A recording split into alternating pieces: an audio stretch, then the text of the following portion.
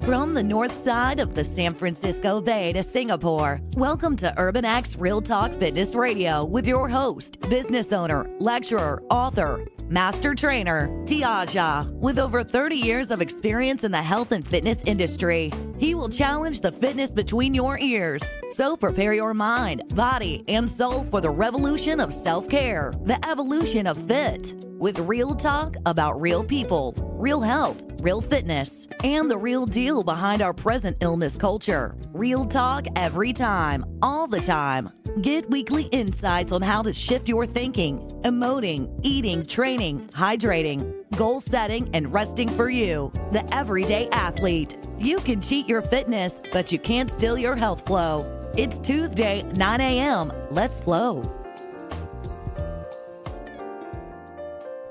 Last year alone, more Americans died from drug overdose than those who died in the entire Vietnam War. Now, this presents an interesting juxtaposition because America supposedly has had a decades-long war on drugs. If this is true, then those who are fighting the war on drugs are surely losing. The latest epidemic to rear its ugly head and to find its way into the common vernacular is opiates. Opiates thrust themselves into the national stage when legendary former rock star Prince was pronounced dead after being diagnosed with an overdose of opiates. Only then were the public made aware of how pervasive the opiate crisis is. From celebrities to the elderly to those millions of Americans who are diagnosed with chronic pain daily and prescribed opiates, this drug crisis runs much deeper than what appears on the surface. The sad reality is that the so-called drug war has been racialized, meaning the face of the drug war is mostly black and brown people, when in fact it is rural white America that has been hit hardest by the opiate crisis. Still, the narrative that sells in America is the racial narrative. Watch any news media about drugs and it will become crystal clear about what groups make up the face of addiction in America. So it's very hard for me to take any drug crisis seriously when political agendas and social narratives are attached to them. Fact is, the millions of Americans who live in a perpetual state of inflammation and chronic pain, who are prescribed opiates in order to live their lives in relative normalcy and go to work, are the ones being abused. But here's my overriding point, which speaks to the larger picture. If you took away all the pain medications and other prescription drugs, the entire healthcare system in America would collapse. Why? Because it is a straw house that is built on the suffering and illness of the American people. Welcome to Urban X Real Talk Fitness Radio, where we challenge the fitness between your ears. I'm your host, Tiaja. I didn't really want to get into the politics of the opiate drug crisis in America, but it would be disingenuous to not do so. The numbers show other so-called legal drugs like alcohol and tobacco have a much greater impact on mortality rates than do opiates. For instance, alcohol kills 88,000 deaths a year and tobacco kills 100,000 people a year in the United States alone, though they are sold on every corner and advertised in magazines and on TV. But the opiate crisis is unique in the sense that it is at least in part sponsored by governments, including our own, and given international protections, including the use of military force to protect its crops.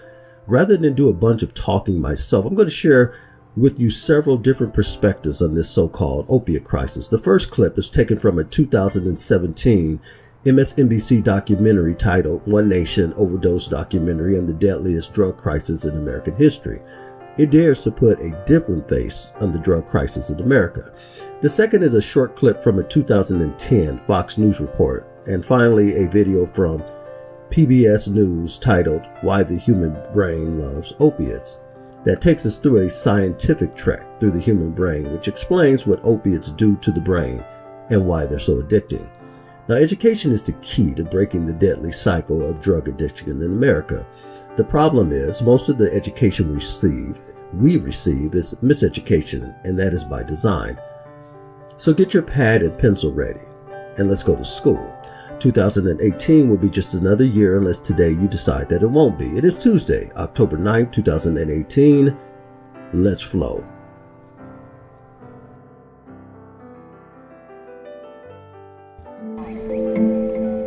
Welcome to Montgomery County, Ohio, where thanks to a drug so powerful it could kill you if you touch it, police work isn't what it used to be. Why is a sheriff's deputy that's supposed to be fighting crime driving around with a heroin antidote?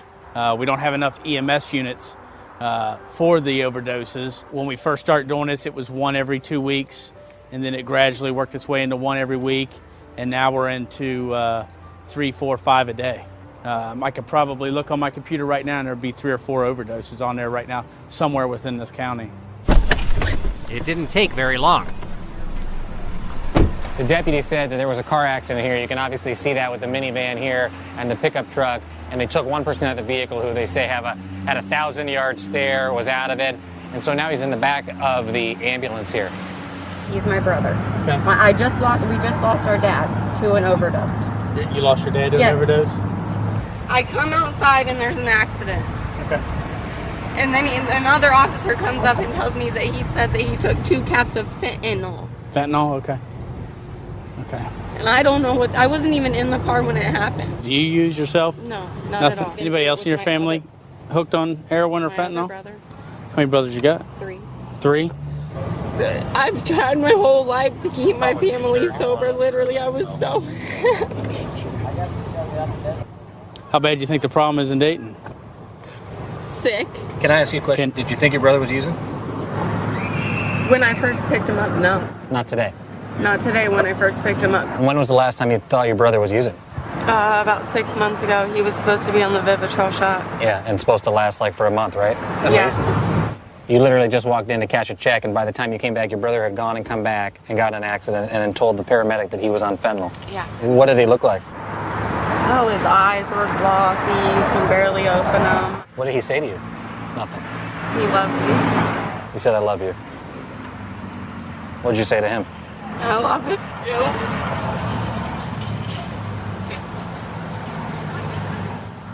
What's it like to go through this? Hell. Hell.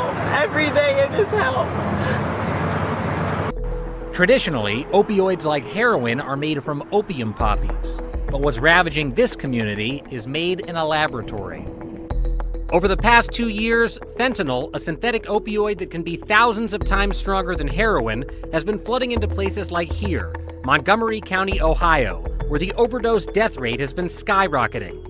Through just May, overdose deaths in the county almost hit last year's total, and officials estimate this year's final number will double that. Some people say that Montgomery County is the epicenter of the opiate crisis in America now. Yeah, per capita, we're #1 in the nation in overdose deaths. We're on the pace to have 800 people die this year due to overdose in our county. Yeah, because when I think of if I'm a Mexican drug cartel and I want to bring my product into America, I'm going to the big cities. I'm not going to Montgomery County. Yeah, it's kind of strange why they picked us out, but I think mainly our location. You know, our job market's tanked. We lost all of our automotive industries, so our overdose age, the average age is between 40 and 49, and that's your primary workforce. And I think it's driven by a loss of a good job. You know, they're bringing in jobs here paying $13 an hour. Well, people can't make ends meet with $13 an hour. So people, you know, I think they're depressed, they're self-medicating, and they don't know what they're getting when they buy a gel cap that they think's full of heroin. Now we're having people overdose on fentanyl because it's so much stronger than heroin, you know, and then some of these people think they're buying heroin. Well, these dealers are mixing fentanyl in with it, or they're giving them straight fentanyl, and that's killing people.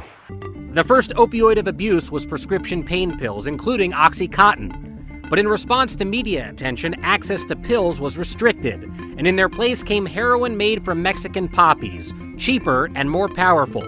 A couple of years ago, traffickers began mixing fentanyl into the heroin. Yep, that's him. I'm getting in the car. And fentanyl is by far the most fatal drug of abuse America has ever seen. So fatal that relatives of users are calling the police to try to keep them from overdosing. I saw him right here. See the thing right here, and he's scooting right this way. This is just a warrant. One guy. Who the complainant told us he was using heroin at the time and would like us to come and arrest him on the open warrants to keep him from overdosing. They thought he got away, and as we were leaving, we saw him run through the backyard again, and now everybody's on the hunt. All of this for a guy they suspect of having needles on him. Problem is, he could be in any of these vacant houses. And that's the thing. This is a neighborhood filled with abandoned homes. Yeah. So you live around here? Mm-hmm. You said you have a nickname for this street. Morgue Avenue. Morgue Avenue. It's not Morgan, honey, it's Morgue. Which houses have people died in? What houses have they not died in? Really, Really? really. Look at all these places, man. I mean, it wasn't like this 4 years ago. That's when you moved in here? Yep. I mean, I clean up the neighborhood, and I got to wear these big old thick gloves and stuff because all these needles and crap. You know, it's unreal. As the death rate skyrockets, the bodies come to the Montgomery County coroner, Dr. Kent Harshbarger, who performs tests to detect over 24 varieties of fentanyl.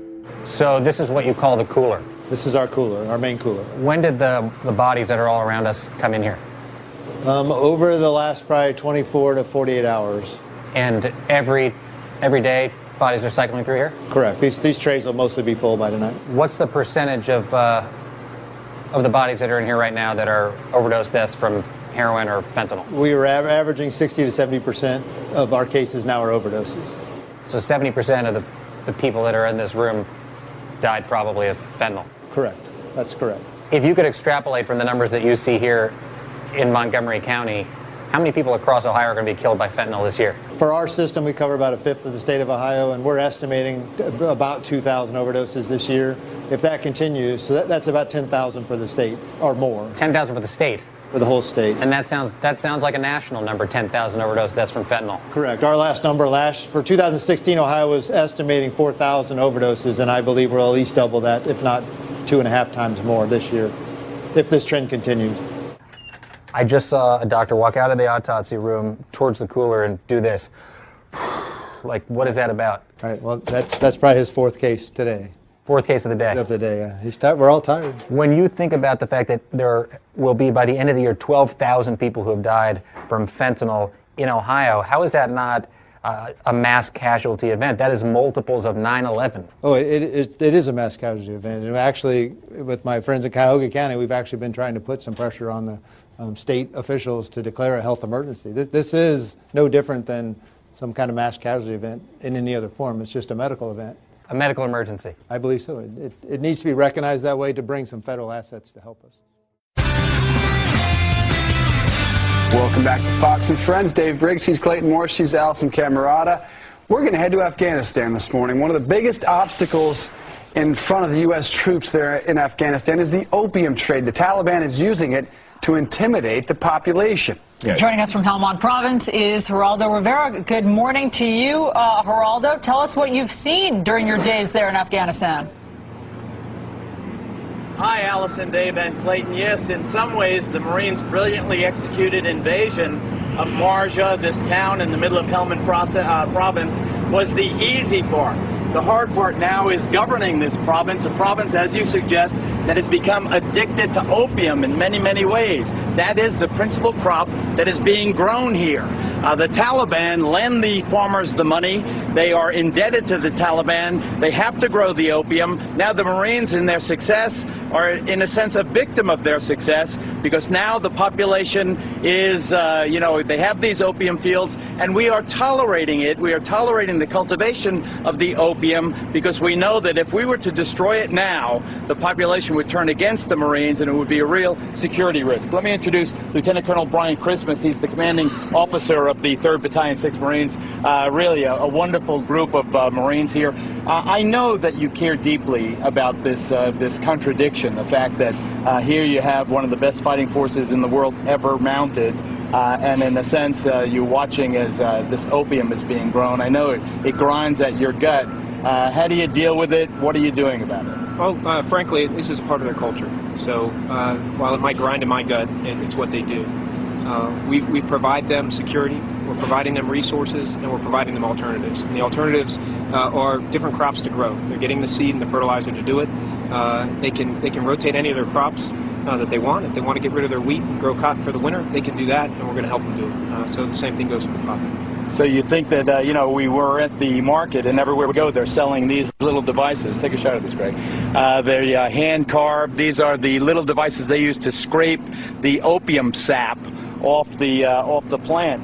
And I watched as you bought every one that was for sale because you care so deeply. Why did you do that? I want them off the street. The idea is that we don't want to harvest the poppy. We want to, hopefully turn the poppy over and put some wheat, cotton, watermelon, cucumber.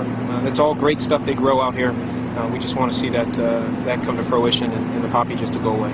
How do you separate the good guys from the bad guys? I watched that checkpoint you had. The cars are out on the road. That's the good news. The bazaars are coming back to life. That's the good news. But I don't know how in the world you tell a Taliban from a guy who just lives in the neighborhood. You don't. They do. And I'll tell you, the majority of those people are good people. The ones that are bad are really bad, and they've convinced some of the good people to be bad. Follow that. Bottom line is, most of them are on the fence, and it's just a matter of showing them the good, showing them the fact that the Giro government is here.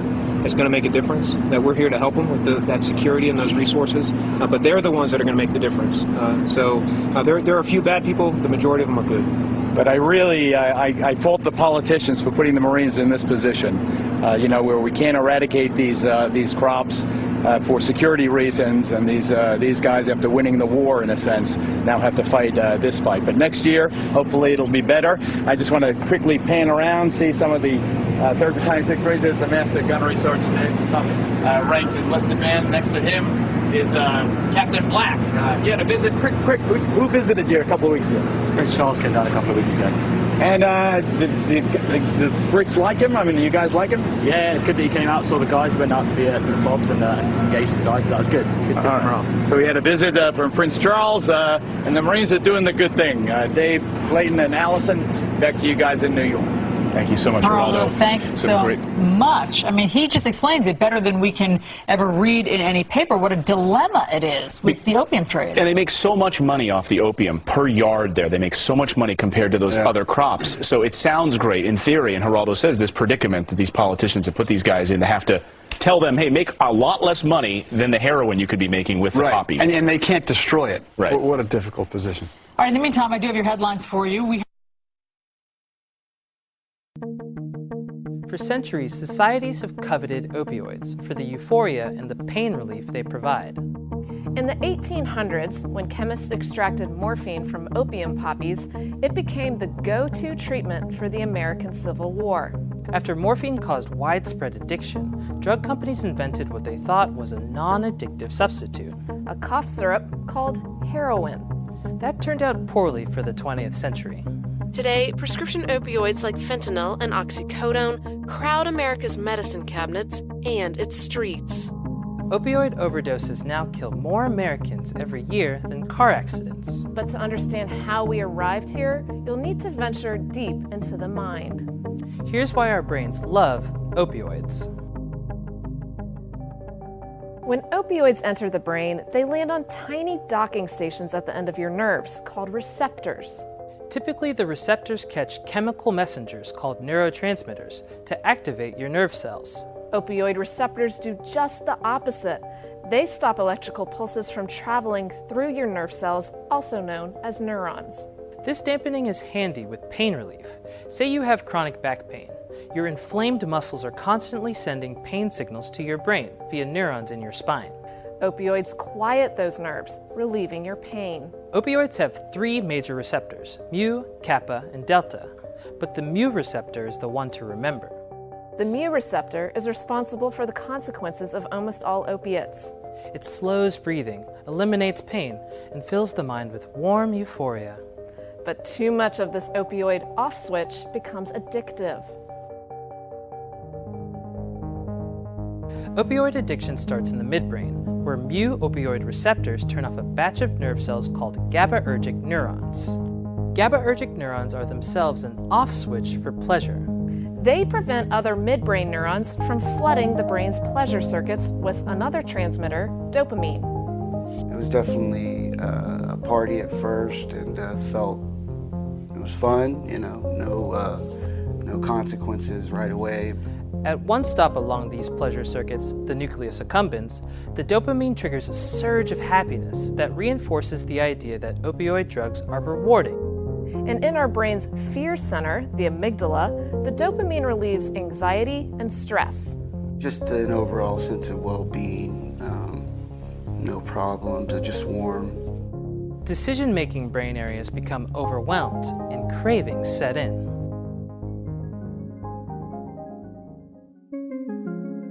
All drugs come with a dark side as they clear the body. This is known as withdrawal. Too much beer causes a hangover the next day. Cheers. Cheers.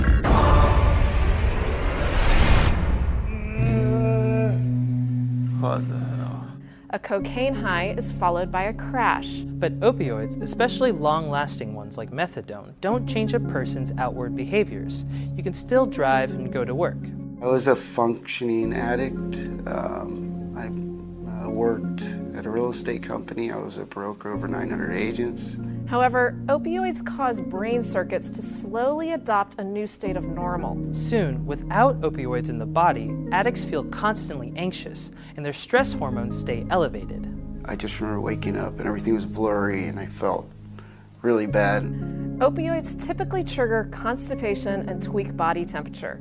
Remove them and a person with opioid dependence has persistent diarrhea, hot and cold sweats, and goosebumps. Some describe opioid withdrawal as the sickest feeling they've ever had, and the desperate hunger for relief drives addiction. Well, I had an Oxycontin in my jean pocket and I couldn't find it, and I remember just crawling all around on the ground and I didn't know what was happening to me. Here's the dangerous kicker. The potency of opioids diminishes over time if you abuse them. Eventually, rather than remedy your chronic back problem, your pain becomes linked with the emotional and physical toil of opioid withdrawal. It becomes a vicious cycle. Popping more painkillers or injecting heroin more frequently becomes the way to keep all those bad feelings at bay. Or if you started recreationally, the struggle against withdrawal becomes all-consuming. You keep chasing that high and you never get that original feeling again, and you kind of get immune to it, and then you're just maintaining, and then without it, you're sick. Now here are my 2 cents, and feel free to keep the change. It is well documented that the U.S. government has, at least at times, protected drug operations in some parts of the world. It is also well documented that large corporate American banks also launder money for drug cartels. Indeed, drug trafficking kept the banking systems afloat during the depths of the 2008 financial crisis, and the U.S. drug money laundering continues to this day. Now, I know these are painful things to hear for many Americans, yet if we are ever going to get to the truth behind the war on drugs in America, that is why we are losing this war, then we must be able to accept the truth with all of its ugliness before we can begin to analyze, then strategize together as citizens to come up with reasonable solutions to protect our families and communities from this scourge. Now, I'm a realist, so as a realist, I get the fact that much of what we're experiencing as an opiate crisis is no more than another manufactured drug crisis in America. I also understand that the opium flower itself has existed and has been used medicinally by the ancients for millennia. The problem I have with the so-called war on drugs is it always falls short of its intended target. That's because the emphasis is wrong. The war should never be on drugs, but on the addiction to drugs. And that presents a bigger issue. That is, why are so many Americans using and abusing drugs? Why is there so much pain and suffering going on in a society that emphasizes liberty and the pursuit of happiness for all? I don't think war is an appropriate term, but if we are to have a war on drugs, then so be it. But let's change the focus from the drugs themselves to the victims, the individual lives and families and communities that are being devastated by the war's aftermath. Dear friends, I wish above all things that you prosper just as your soul prospers. You've been listening to Urban X Real Talk Fitness Radio with your host, Tiaja. If you like the content we bring each week, then follow us on Facebook, Twitter, Pinterest, Instagram, Snapchat, as well as all of your other favorite social media. And while you're at it, hit that subscribe button or download our app at tiajae.podbean.com. I'm also proud to share with you my latest podcast, a YouTube channel titled T's Universe. It's already catching fire, and trust me when I say it's unlike anything you've ever heard. Check it out every Wednesday at 10 a.m. Pacific Standard Time. It's 5 or so minutes that's guaranteed to change your life. Well, at least your perspective. And don't forget to stop through our website at www.urbanxfitness.net, where you will find our online stores, the Urban Experience Fit Stores 1 and 2. And there you can download our unique home and gym workouts, our dietary menus, as well as purchase some outrageously bold teas and also spark your own self-care revolution. Also, check out our small library of my hand-picked, personally endorsed nutritional products. Got it? Okay, then get it. Until next week, as always, walk in health and peace.